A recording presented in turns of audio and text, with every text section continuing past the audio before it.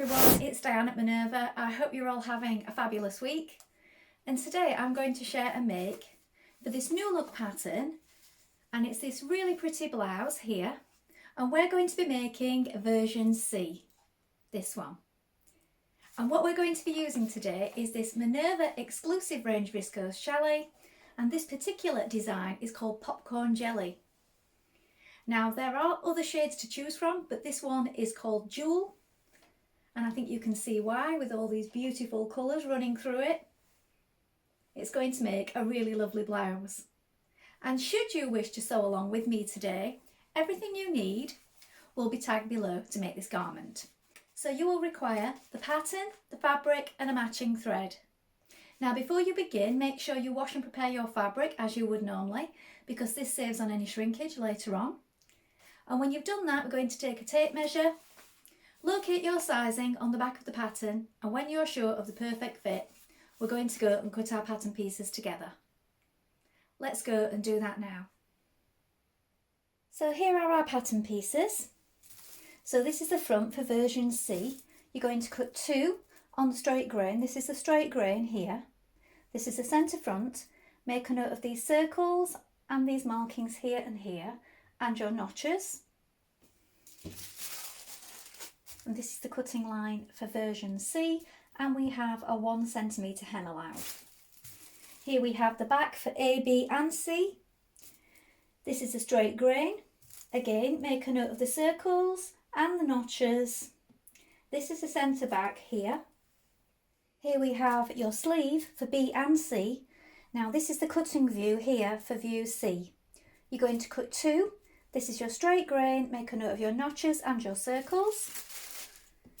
Here we have our flounce for the sleeve on version C. This is the straight grain. Make a note of your notches. Here we have the neck binding for C and D. You're going to cut 2, and the grain is going this way, so you cut it on the bias. Make a note of the circles here and the notches. Now you're ready to begin making your top. First of all, you want to wind half of your thread onto your machine spool. And when you've done that, you're going to check your machine needle. So I'm using a universal standard size needle 70 today on this viscose challis. You may wish to test it on a piece of scrap fabric before you begin. When you've done that, we're going to take our front pieces and we're going to stay stitch around the neck edge. So you want to do this 1.3 centimetres away from the raw edge, and it's to keep everything from stretching out. We're also going to do this along the back neck piece. So let's do that now.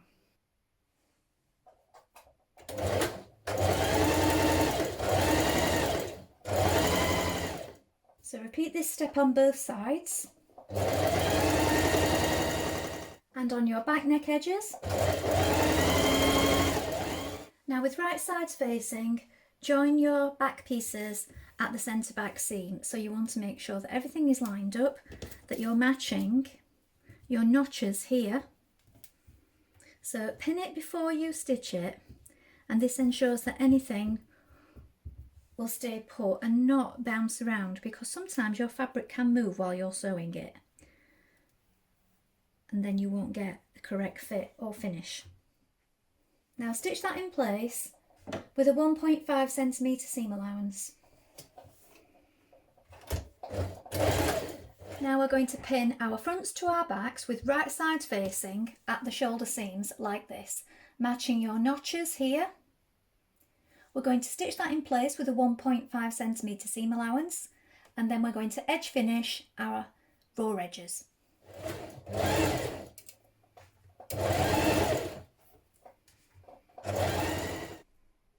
Stitch together the ends of the neck binding, so you have your notches here and these match up.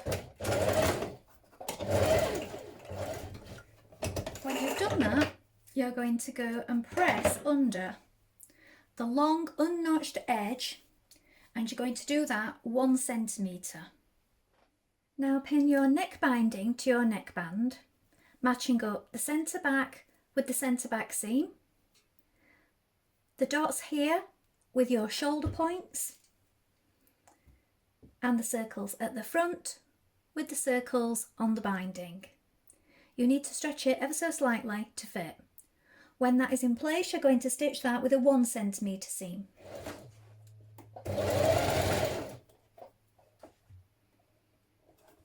Now pin your binding to your neckline, and you want to make sure that you've got your pins on the outside like this. So you're folding it in so that the pressed under edge encases in the raw edge, and then we're going to stitch it from the right side in this stitch as close as you can, or if you're not confident doing that, you can hand stitch it on the inside, slip stitching it. I'm going to stitch mine from the outside now.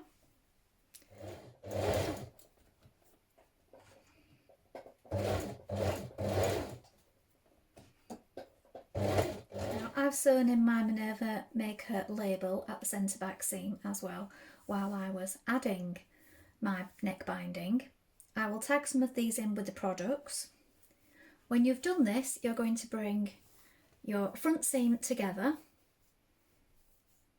and you're going to match the circles here at the front of your V and also the 2 notches here. So pin it in place first of all before stitching down your front seam.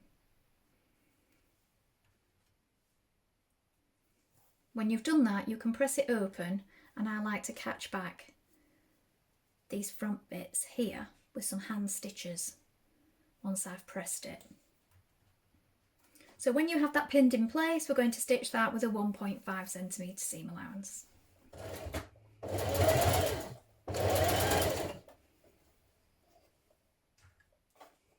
Pin your side seams and stitch these in place.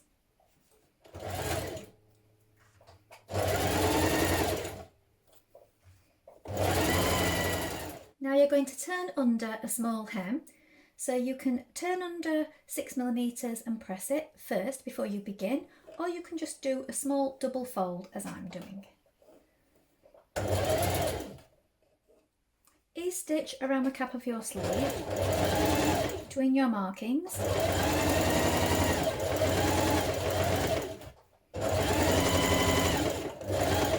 When you've done that, you're going to stitch your underarm seam. So bring your side seams together, matching the notches, and stitch your underarm seam.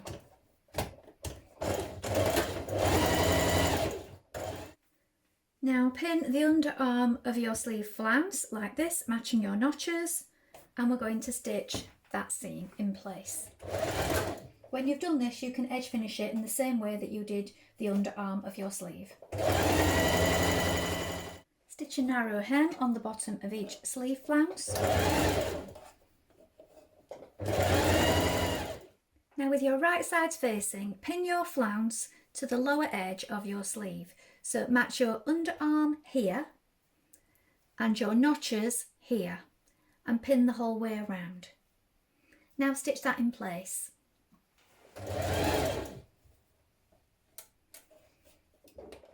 Now you want your top the wrong way round and your sleeves the right way round.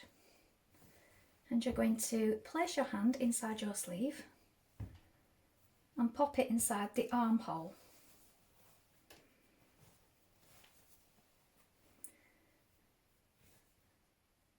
Now you will know if you've got the right sleeve because you have 1 notch here on your sleeve and 1 notch here on the front of your blouse. You're going to match those up and pin that in place. If you've got odd notches, you've got the wrong sleeve, so pick up the other one. Then match up the underarm seam here and pin that in place. And then at the back you will have 2 notches. 2 notches on your sleeve and 2 notches on your back.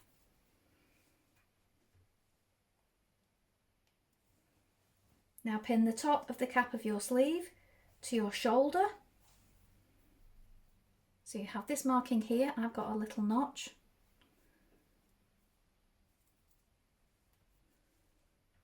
And then you can pull on your ease stitches to ease in the sleeve the rest of the way. Stitch your sleeve in place.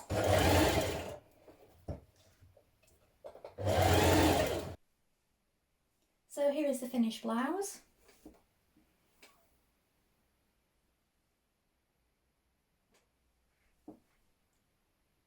Well, I hope you've enjoyed sewing along with me today. I think this blouse is a really nice shape and would work well with lots of your separates. I really like the large flounce on the sleeve. I think it gives it a really pretty shape. Have you made this pattern before? Please let us know in the comments below along with any photographs. We always love to see what you've been making. And why not take a look at the Minerva Craft Club to get 10% off all your orders for a whole year. Next time you make this blouse, you could try one of the other versions. Why not try a Swiss dot, a cotton lawn or a crepe de chine? I think all of the versions of this blouse would work really well in any one of those fabrics. Remember to like and follow Minerva to get more video content like this every week, and I hope to be back soon with another sew along for you. If you like what I'm wearing today and would like to learn more about this, I will tag the products below. This is a Style Art Patricia Rose dress with pleats and side seam pockets. And I made this one in the Minerva Core range cotton linen. Well, thank you so much for watching today. Bye for now.